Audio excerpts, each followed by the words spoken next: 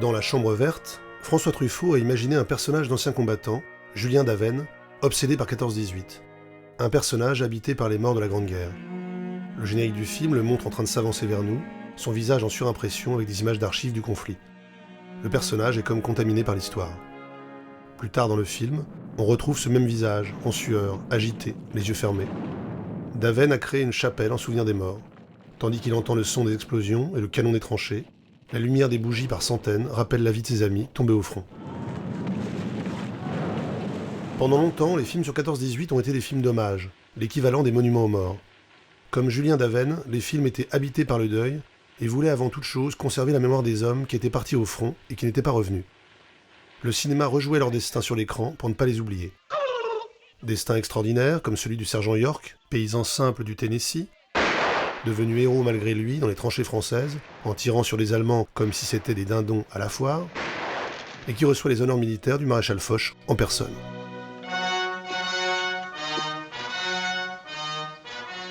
Mais surtout, car York est une exception, destin ordinaire et malheureux des millions d'hommes arrachés à leur vie civile et plongés dans la guerre.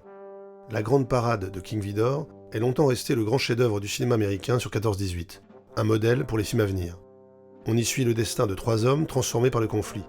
Un fondu les fait passer de l'insouciance de l'avant-guerre à la rigueur des premiers exercices militaires. Puis c'est la première marche dans la zone de combat, la première sieste inconfortable dans les tranchées, enfin la première panique au combat pendant une attaque au gaz. Mais ce que les films hommages des années 30 font revivre, c'est d'abord ce qui se passe avant le grand massacre, la fraternité des hommes sur le front, leur humanité. On insiste sur les moments de joie simple entre camarades, une danse entre bidasses sous le regard amusé des chefs, une pause cigarette pour raconter sa vie de civil. Tu m'as vu jouer ? Bon, tu sais, moi je vais jamais au théâtre, c'est trop sérieux. J'aime mieux le vélo. Une grande lessive improvisée sur les lignes arrière. Une séance dépouillage entre camarades et en toute simplicité. Ah, en voilà encore un qui ne me bouffera plus. Et puis des chansons. On chante beaucoup dans les moments de repos. Des chansons d'amour, comme le lieutenant maréchal, Jean Gabin, qui fredonne Froufrou au début de La Grande Illusion. Des chansons politiques qui ironisent sur la gloire militaire. Si c'est pas la croix de guerre, c'est que ça sera la croix de bois. Et même un air d'opérette qui rappelle la vie d'avant, comme ce chant de soldats allemands au poste de garde dans les croix de bois de Raymond Bernard, et dont la voix s'entend jusqu'à la tranchée adverse.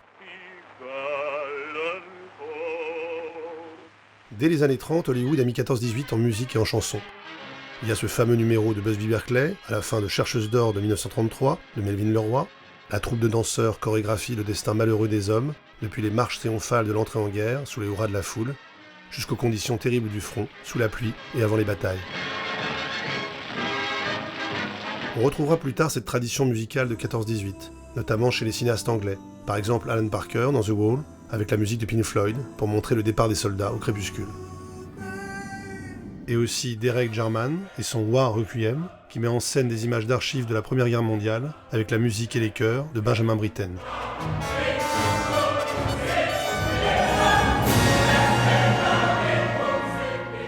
Mais que nous disent ces films sur la vie des soldats et leur expérience ? Eh bien d'abord que la femme ne quitte pas leurs pensées. C'est le féminin qui permet aux hommes en guerre d'échapper à leurs conditions de soldats. Et cette présence a tous les visages. La marraine de guerre qui soutient l'effort des troupes en préparant colis et bouquets. La fiancée française rencontrée sur les lignes arrières et qui refuse de quitter son amant américain en route pour le front, en noir et blanc dans la grande parade de King Vidor, ou en Technicolor chez John Ford dans White Price Glory. C'est la jeune épouse dont on regarde la photographie à l'abri des regards, ou au fond de la tranchée juste avant l'attaque. Ce sont d'autres femmes encore, les prostituées qui ne peuvent pas répondre à toutes les demandes, comme Silvana Mangano débordée par la troupe dans la Grande Guerre de Mario Monicelli, ou bien sûr les infirmières, anges gardiens du soldat blessé, seul refuge de douceur dans un monde gagné par la violence. L'infirmière qui laisse couler ses larmes sur le corps de Johnny dans le film de Dalton Trumbo, celle qui pense et bande les blessures avec délicatesse dans les fragments d'Antonin de Gabriel Le Beaumain, sans oublier ce moment dans La Grande Illusion de Jean Renoir, où un soldat se déguise en femme pour le spectacle du soir et provoque parmi les hommes un silence qui en dit long sur leur solitude intime. C'est que la femme incarne le monde d'avant, écrasé par la guerre. C'est drôle. Ah oui, ça fait drôle alors.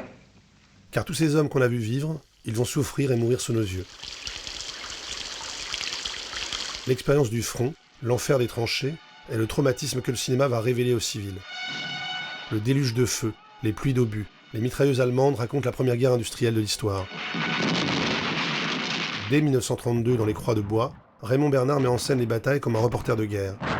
Pour la première fois, il fait entendre le fracas sonore qui durait des mois. Cette séquence est souvent utilisée comme image d'archive aujourd'hui. Elle fait supporter au public 10 minutes continues de combat scandées par le bruit de la mitraille et 3 cartons. On raconte que la séquence transformait le public en pacifiste intégral. À partir des années 60, dans un contexte marqué par les guerres coloniales, le cinéma sur 14-18 change. Les films d'hommage cèdent la place à un cinéma de dénonciation. Les Sentiers de la Gloire de Kubrick en devient la référence. Il ne s'agit plus de célébrer l'humanité des soldats tombés au front, mais de raconter comment le système militaire les brise et les humilie. Les exercices militaires pour les jeunes recrues sont de véritables tortures, orchestrées par des instructeurs pervers et sans pitié. Couchez! La guerre est un défilé de fantômes, un film fantastique. Les soldats sont des spectres qui marchent dans le brouillard, qui avancent vers le sacrifice sous le contrôle d'un état-major aussi rigide qu'incompétent. Au front, les hommes assistent impuissants à des scènes de barbarie. Dans les fragments d'Antonin, un officier français tire à bout portant sur un de ses soldats ivres qui a peur de sortir des tranchées. Dans Pour l'exemple de Joseph Lozay, un soldat est fusillé pour désertion alors qu'il s'était perdu sur le champ de bataille. Non seulement les chefs n'entendent pas les souffrances de leurs hommes, mais ils ajoutent à l'horreur en les mettant à mort. Cette séquence des hommes fusillés sur ordre des états-majors va finir par résumer la Grande Guerre. Dans Les Hommes contre, Francesco Rosi la filme comme un opéra funèbre. La lente agonie du soldat traîné au poteau devient l'emblème du monde absurde, né en 14-18. Face à l'idiotie du commandement, les soldats désobéissent. Ils jettent leurs armes au feu et refusent de se sacrifier.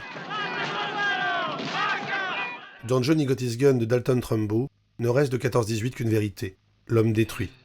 L'humanité réduite à une chose sans nom, abandonnée dans le noir d'une chambre d'hôpital. Johnny a tout perdu dans les tranchées, son corps, son visage et sa voix. Pendant tout le film, sa conscience ne cesse de parler, d'appeler au secours, mais personne ne l'entend. 30 ans plus tard, dans la chambre des officiers, François Dupeyron fera à nouveau entendre la conscience du soldat défiguré. Une voix frappée de solitude, qui constate impuissante la destruction de son corps. Je n'ai plus de dents, plus de palais. Au retour des soldats dans la vie civile, il y a des fêtes patriotiques, des cérémonies du souvenir, des remises de médailles. Mais en contre-champ, que voit-on? Le visage détruit d'un homme, le sentiment d'un immense gâchis humain. Ce gâchis, Abel Gance aura été le premier à le dénoncer dans son film J'accuse en 1919.